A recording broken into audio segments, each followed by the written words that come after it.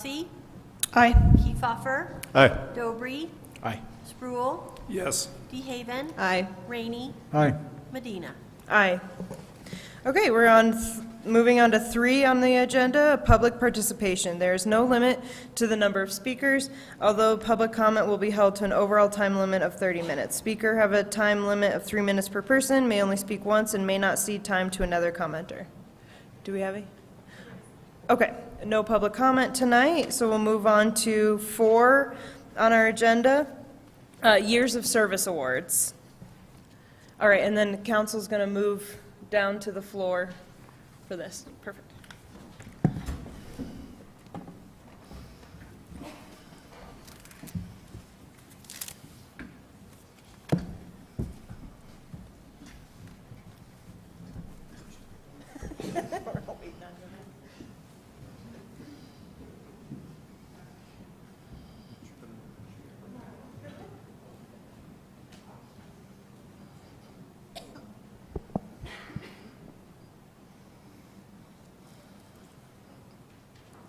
Good evening, Mayor and Council. Drew Sanders here, City Manager, standing in for our Human Resources Director, Matt Kashner. So we have several years of service awards this evening that we're really excited to give out. So starting with the 5 years of service section, we'll start with Kristen Cannon. If you can, if we have you come up here, we've got a couple things for you, and then we'll have you walk by the council. And if we can hold our applause until the very, very end, we'll save a little bit of. There's that. We got one. Okay. Next will be Shane Fletcher. Is Shane here? No? Okay. He's a patrol officer with the police department. Kobe Guttridge. No? Stephen Lobato. Nope. And then Dustin Dahlman with the Recreation Center. Nope. Okay, that ends our 5-year section. 10 years, Alyssa Backstrom with the library. And I didn't see her here. Ralph Parker with the library night custodian.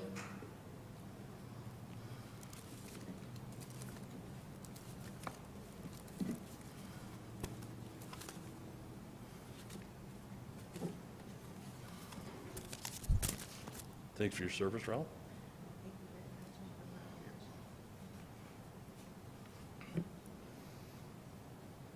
Donna Peterson, library clerk. No. Jerry Sam, I know Jerry's here.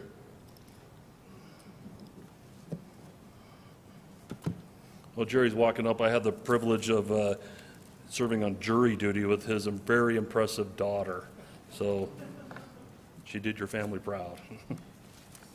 Here you go, Jerry. Thanks for your service.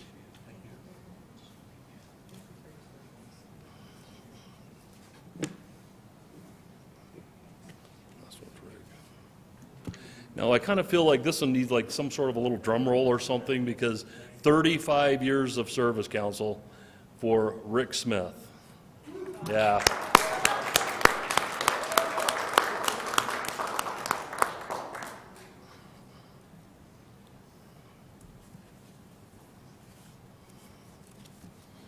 Thanks for your service, Rick, and all that you've rendered over the years. You should be very proud. Well, you got to have your fancy pen. You get a more fancy one than everybody else. Thank you.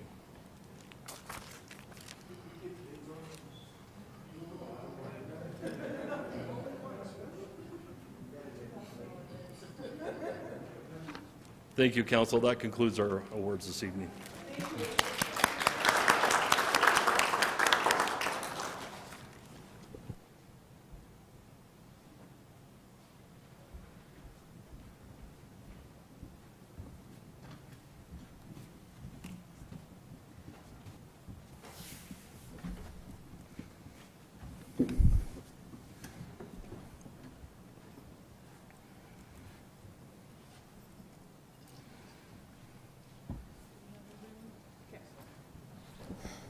All right, we're going to move on to 5 on our agenda. 5 is public hearings.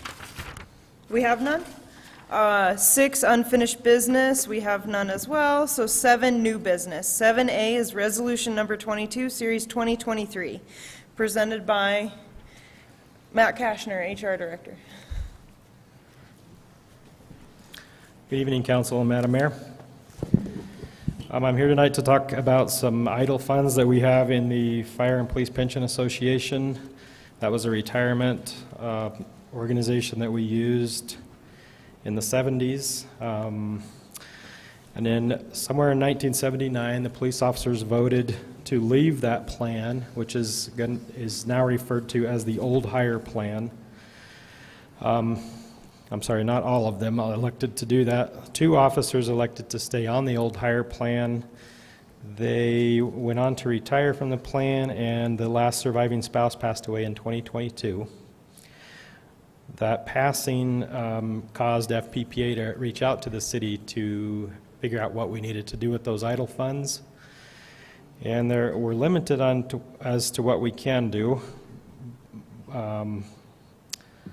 I'll get to that in just a minute, but the requirements for us to utilize these funds were to put a public notice in the newspaper and give a 60-day window for anyone that thought they had rights to that money to contact the city and file something with us in writing. We didn't have anybody, that notice was published on 9/27/23.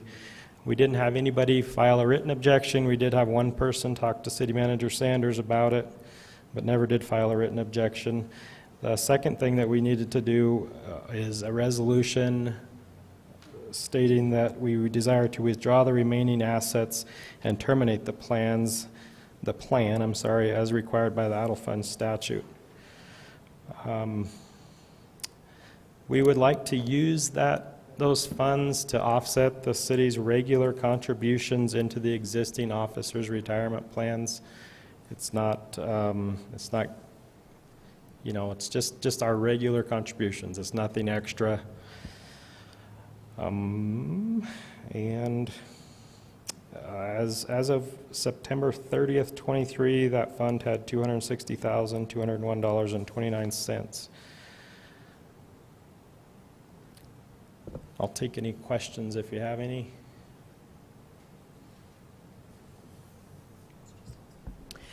I guess, does that, it makes sense to kind of roll it over into the current police officers' pensions.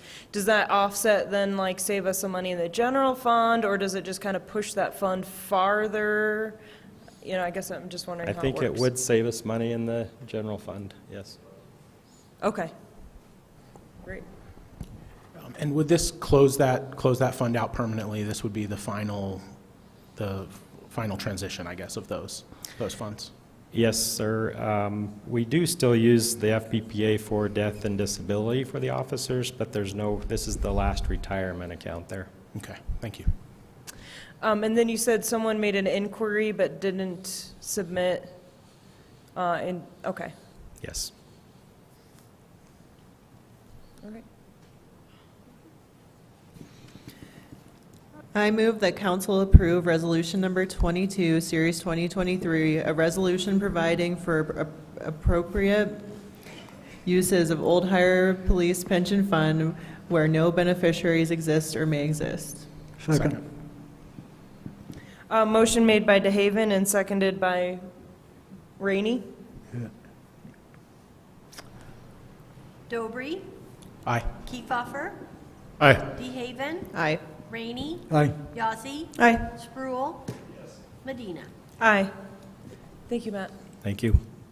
Okay, we're going to move on to B on our agenda, resolution number 31, series 2023, a resolution approving an amended plat of lots 1 through 8, block 2 west, western edition of the town of Cortez on the commercial highway zoning district, presented by contract city planner Nancy Dostal. Good evening.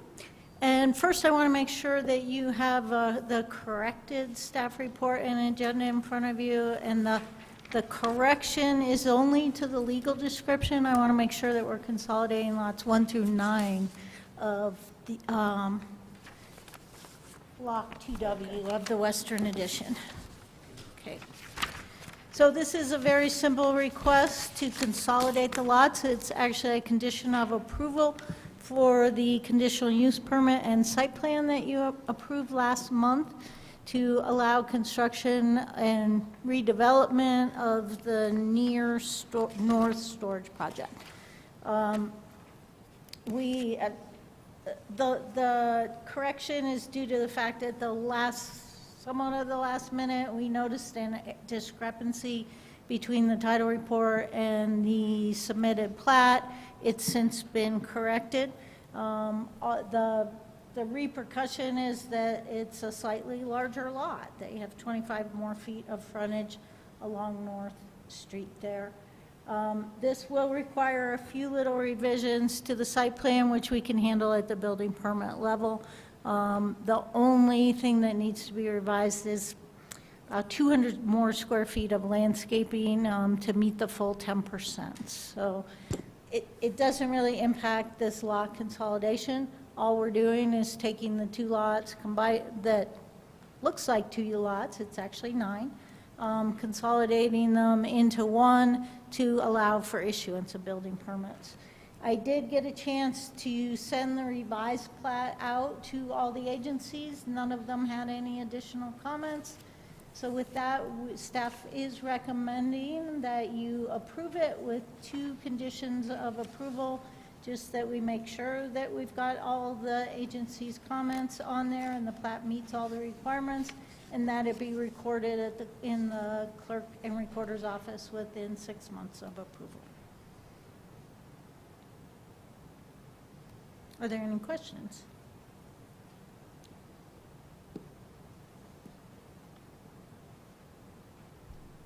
Seems pretty straightforward.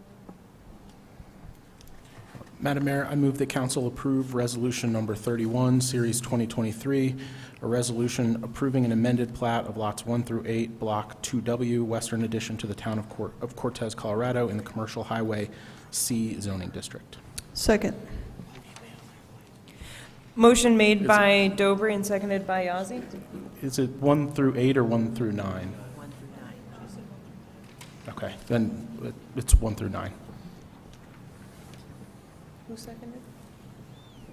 Who seconded? Was it you or was it you? Can someone second? Second. Okay. Motion made by Dobry and seconded by DeHaven. Rainey. Aye. Spruill. Yes. DeHaven. Aye. Kiefhoffer. Aye. Yazzie. Aye. Dobry. Aye. Medina. Aye. All right. Now we're on 7C of the agenda, an award for the universal maintenance machine, sweeping, verticutting, and flail-type mowing unit, AKA turf sweeper, presented by Creighton Ray, our Director of Parks and Recreation. Good evening, Madam Mayor, members of the council. I'm going to give a brief overview of the staff report. The turf sweeper, as mentioned in the title, does 4 main things for our parks, ultimately to help keep the grass in good, healthy condition. This is especially important in our sports field areas. So it does, it aerates, it dethatches, it removes debris, and it can level and refresh our grass fields in our parks. Again, it's 4 pieces of equipment in one. If we had the staffing available, we could run it for most of the summer, and it would really keep our turf areas in really great shape. This year we used it down at the South Softball Complex and leveled and dethatched those fields, as well as removed a bunch of debris. We also did it this fall, or I guess late summer, early fall, down at the South Park site in preparations for doing some seeding come this spring, cleaning up that area. Currently the Parks Division and the golf course share an older version of the same thing I'm asking for here. The current sweeper works great down at the golf course because it's in a relatively confined, isolated area, and it's easy to use in that area, as well as it having limited features. And when it's used in the golf course, it's usually a team of folks that are working on it. When we're using the same piece of equipment in a park, it's usually one operator on a tractor, and they're having to do several different tasks, including running the piece of equipment, dumping it on the ground, getting a tractor, putting it into a dump truck, and then removing it from that site. This piece of equipment with its hydraulic reticulating hopper can both capture all of that equipment, lift it up, and put it into a dump truck all in one motion. So it would save us 1 or 2 guys worth of time trying to do that same task. We, late this fall, put out bid documents and advertised them. We did get a bid from one firm, and I want to talk about that for a moment. The way that the bidding on this kind of equipment works is, as far as we know, this is the only manufacturer of this type of 4-in-1 piece of equipment, so it essentially becomes a unique sole source type purchase. The second item that is relative to this is that we have to buy it through a commercial turf equipment distributor, and they are sold based on territories. So as an example, there is the same kind of distributor in Arizona, but we can't get a bid from the Arizona dealer because we're out of their territory. So we can only get a bid, and they will only sell us a piece of equipment from the same type of distributor in our region, which happens to be based out of Denver. Potestio Brothers is a John Deere dealer, and they sell this type of commercial turf equipment. So we can only expect to get one bid from it because we can only, based on the way that they operate, get one bid from one distributor in our territory.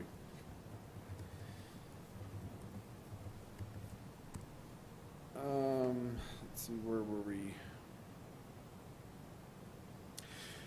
So we have been, the Parks Division has been trying to get this piece of equipment for several years. When we go through the budgeting process, it hasn't quite made it to the level of priority that it's been actually added into the budget. So this year, with some funds we have available at this end of this year, Manager Sanders and I have agreed that we can go ahead and move forward with this piece of equipment and get it purchased with some leftover funding we have in the Parks Division. So moving into the fiscal impact part of the staff report, again, the piece of equipment wasn't in the budget, but we are in the process now of working through some savings or some leftover funds that we forecast to be somewhere in the neighborhood of $70,000 we'll have left in the parks budget at the end of this year that we propose to use to purchase this piece of equipment. So with that, I, the Parks and Rec Director, recommend that council award the universal maintenance machine sweeping, verticutting, flail type mowing unit, also known as a turf sweeper, to Potestio Brothers in an amount not to exceed $54,272. I am available for any questions you may have. I will also acknowledge Lyle Bear, our park superintendent, in the audience that can answer any very specific questions on the piece of equipment.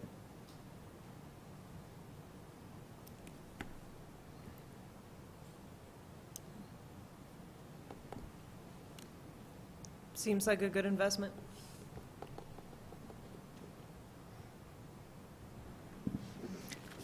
I move that council award the universal maintenance machine sweeping, verticutting, and flail type mowing unit, AKA turf sweeper, to Potestio Brothers, not exceeding $54,272. Second. Motion made by DeHaven and seconded by Rainey. Kiefhoffer. Aye. Rainey. Aye. DeHaven. Aye. Yazzie. Aye. Dobry. Spruill. Aye. Yes. Medina. Aye. Thank you, Creighton.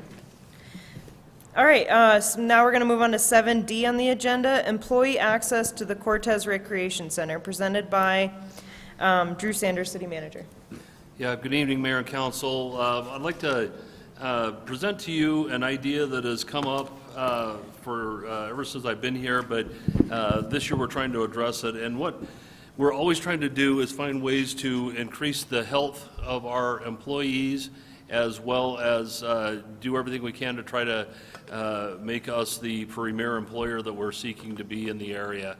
So with that, in collaboration with Creighton Wright, I'm presenting to you tonight the idea of allowing our city employees to have free access to the recreation center. Now, there's only a nominal input. It'd be less than $10,000 at least next year that the city could expect to put out on this. It would go up slightly the year after, but I feel like the health benefits, the morale benefits, and everything else that would come out of this far exceed this nominal amount of money. Some of the things we can get out, and by the way, as you learn through the budget process, one of the things we're struggling with is increased healthcare costs. We are pretty well self-funded as a city, but that is being squeezed even more every year, and we're trying to find ways to keep that down. This would be one way we would hope to have that happen. So there are several benefits to doing this. Just number one, improved physical health for participants, improved mental health, reduced healthcare costs, as I mentioned, increased productivity by employees who participate, definitely improved morale. We can expect to attract and retain top talent or better talent, and improve our teamwork. And then it also results in fewer sick days throughout an organization. And then just in general, a healthier workplace. People who are active tend to have a little higher immune system and can fight off those bugs that are going around the community. So with that being said, no good deed goes untaxed.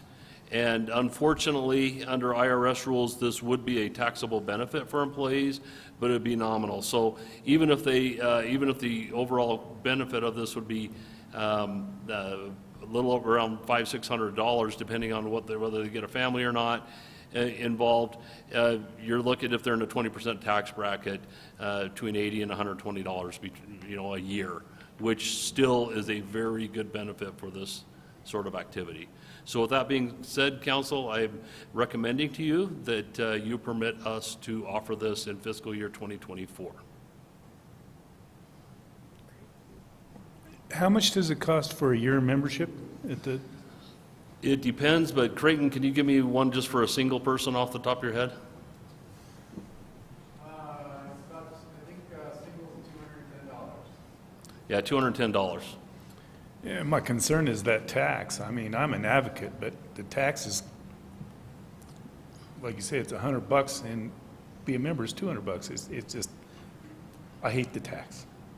Yeah, and there's not any way we can get around it. It would be kind of like, I would think of it as someone like an airline employee that, yes, they get free flights, but really they have to pay the taxes on that. But even with that, if it's a $200 membership, and then the employee perhaps is in a 20% tax bracket, you're looking at $40 a year. And this would cover the employee's family, if they did a family pass, or? No, this is just for the individual employee, but the family pass comes in, and it's at the 15% corporate discount rate, and it's actually a lot cheaper than what they're actually currently paying for a family. So yes, they would still have to pay for their family, but it's based upon that corporate rate, so it's not too much more. Okay. Yeah, I think this would be a really beneficial program, both for employee health and morale, and I think it's clear that it isn't going to cost the city very much. So I think it's a great kind of low-cost, outside-the-box thinking way to help retain and promote health for employees. I'm a strong advocate of it. I have been for years. I brought this up over 15 years ago when they built a rec center, and I think it's something that the city really should do. It benefits us in so many ways. Besides that, it gets the employees vested in their rec center, and they will help police it. Yeah, I think it's good when employees use our services like the rec center and the library and whatever else we have, but. Yeah, I also think these types of benefits go a really long way with morale. I mean, I get 3 hours of fitness time a week with my job, and that is like incredible to me. So if you want to expand the wellness program even more someday in a non-taxed way to the employee, that's a really nice thing. Yeah, too. and thanks for bringing that up, Councilmember. We've wrestled with that ever since I've been here, and we still are. It's with all the different diverse divisions we have, it's just, there's really no fair, equitable way to do it. And if somebody comes up with a great silver bullet idea, I'm all ears. But right now, I just can't make the math work. So, but thank you for that.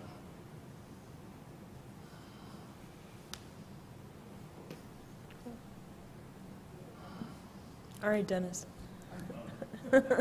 Need to make a motion? Motion, yeah. Oh, is it over here where I can read it?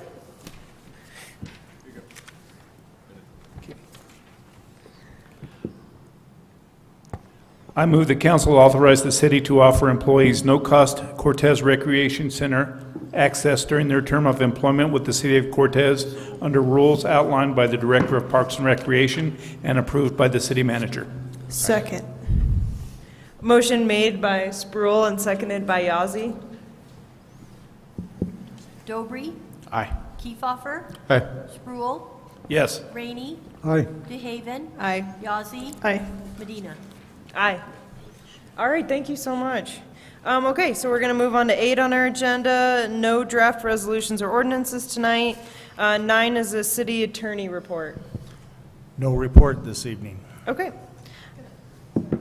Can I ask if there's anything to, how things are going with the Cora requests and everything?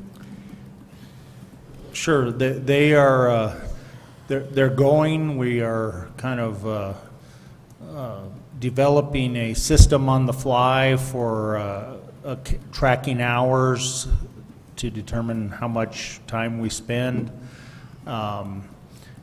We've got, as I previously mentioned, a couple really large ones, and we're working with those individuals to try to figure out what they're looking for and give them proper estimates of time to see if they want to go forward. And we're getting several smaller ones on almost a daily basis now, so it's a process that, and listening to the city clerk, apparently we didn't always have as frequent amount of requests as we do now, so I don't know if something's changed, but and they're not all, I guess, necessarily looking for problems. It doesn't appear. It's some of them are just basic issues that they want documentation on, and a lot of them we can hammer through very quickly, but the ones that take a long time, we're constantly looking to improve our process because it's, we're not in the business of making money off the public, and so we would, the less amount of time we spend, the less we have to charge the public, and the more opportunities our staff has to do other functions that they have and not spend time looking for records. Thank you. All right, we're going to move on to number 10 on the agenda, city manager's report. Yeah, good evening, Mayor and Council. Tonight, the sole topic I wish to report is about the memorial service for Sergeant Michael Moran that was held this past Wednesday, December 6th. But before I start, I would like to thank the City Council and Mayor Medina for taking time to observe a moment of silence at the start of this meeting out of respect for this unspeakable loss. The outpouring of support and tribute from our community and throughout the country is humbling and inspiring, to say the least. In addition to high attendance by Colorado law enforcement, I personally observed in attendance of the memorial service officers from Pennsylvania, Minnesota, Utah, New Mexico, and Alabama. I know there were many more that I did not see, but and they were welcome, and it was our honor to have them attend. I cannot give enough credit and thanks to the Colorado Fallen Hero Foundation, who had people on the way to our community within 2 hours of the occurrence and remained here until the memorial service was completed. Not only did the foundation help plan the memorial service, but they helped handle details and all arrangements for the Moran family as well. They literally worked day and night to ensure that every detail was covered. The memorial service for Sergeant Moran was the best and most well thought out and detailed service I have ever attended.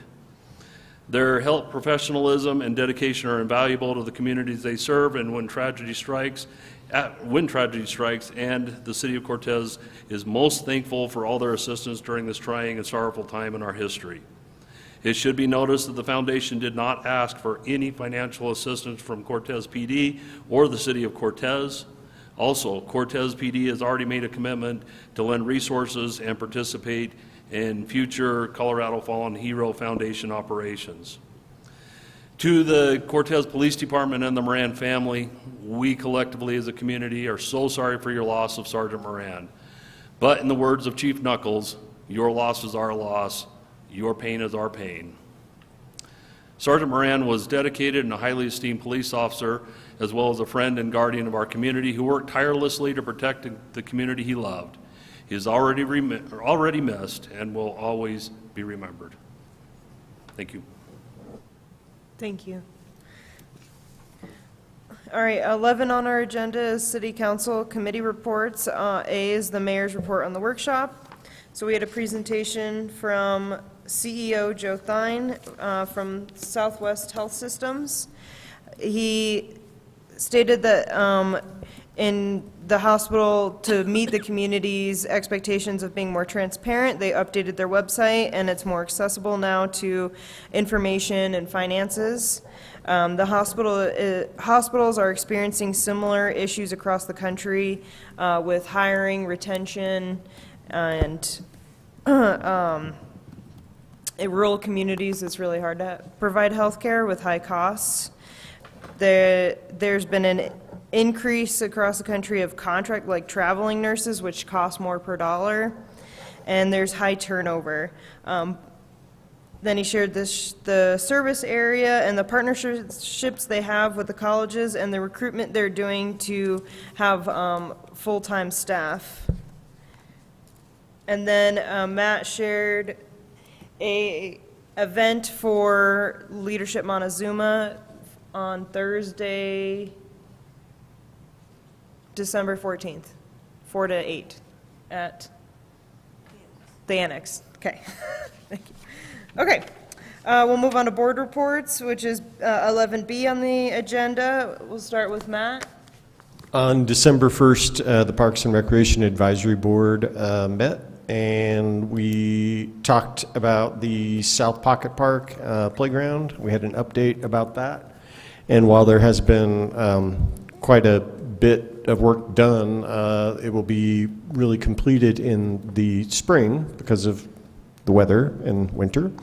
And we talked a little bit about the 7th Street Project community update that occurred, and that was held by Rachel Marchbanks and the Parks and Rec Director, Creighton Wright. Several people from the City Council came, and I would guess there were probably about 20 people or so that showed up from the community.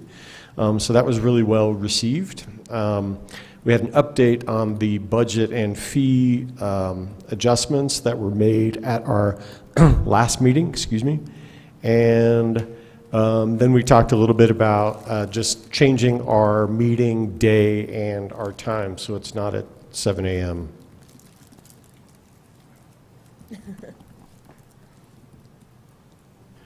The next Historic Preservation Board meeting is the first week of January. Great. Okay. I attended the Mayor's Summit, the CML Mayor's Summit on November 30th and December 1st in Denver. And it was really great to, network with all mayors across the state and kind of hear about the struggles and the accomplishments of those communities. And then we also had presentations about housing, incivility, Bob's Rules, Robert's Rules of Order. It was a really great conference, and it was unfortunate I was out of town when we lost Officer Moran, but it was a good group of people to be there to support us, and they all send their condolences to our community, so thank you. Okay, now number 12 on our agenda is other items of business, executive session. Madam Mayor, I move that City Council move into executive session for a conference with legal counsel for the purpose of receiving legal advice on specific legal questions relating to a personnel matter involving the city manager pursuant to CRS Section 24-6-4024B.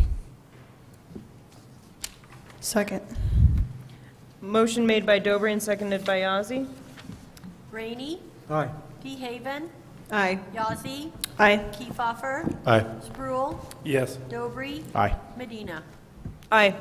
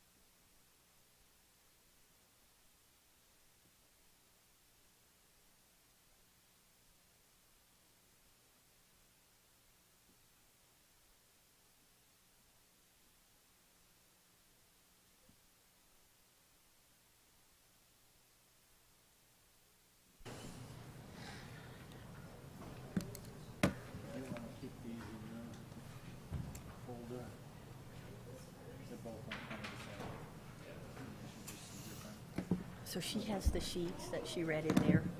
Okay. Okay, because I'll need to get them. Yeah. I'll need them for the record. And she needs to read the statement or they come back into open session. Yep.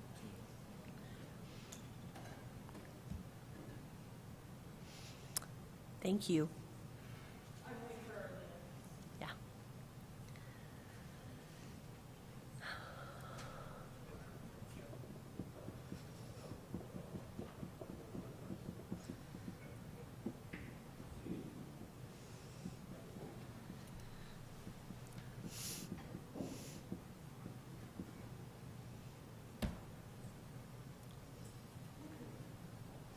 See that girl? She didn't even have a coat on. I know. I'm sitting here needing my heater. Yes. All right, the time is now 9:18 PM and the executive session has concluded. The participants in the executive session were myself, Mayor Rachel Medina, Mayor Pro Tem Arlena Yazzie, council members David Rainey, Lydia DeHaven, Matt Kiefhofer, Dennis Spruill, and Robert Dobry, and via Zoom video conference Special Employment Attorney Bill Kelly. At the commencement of the executive session, for the record, if any person who participated in the executive session believes that any substantial discussion, any matters not included in the motion go into the executive session occurred during the executive session, or that any improper action occurred during the executive session in violation of the open meeting law, I would ask that you state your concerns for the record. Right, okay, so the next agenda, seeing none, so no adoption. Okay, so the next agenda item is, we're going to redo the consent agenda. Yes, please. Thank you. We had a typo and we missed one of our items that we want to approve, so just making sure to clean that up.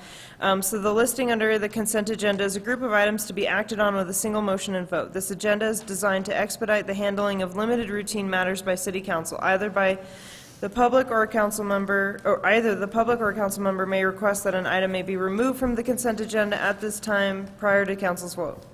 A, approval of the work session and agenda minutes for November 28th, 2023. B, approval of the expenditure list for December 12th, 2023. C, approval of a renewal retail liquor store license and tasting permit for West Slope Liquors, Inc., DBA West Slope Liquors, located at 2212 East Main Street, Suite 1, Cortez. And D, approval of a special event permit for Cortez Area Chamber of Commerce to host a business after-hours event on December 21st, 2023, on the premises of Dolores State Bank, located at 744 East Main Street, Cortez.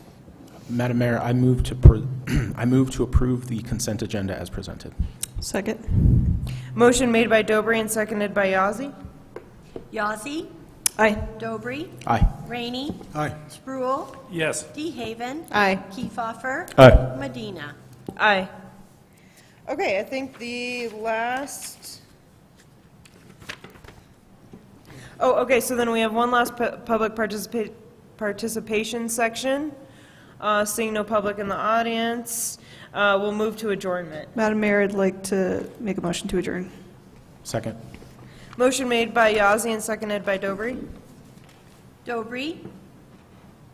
Aye. Yazzie. Aye.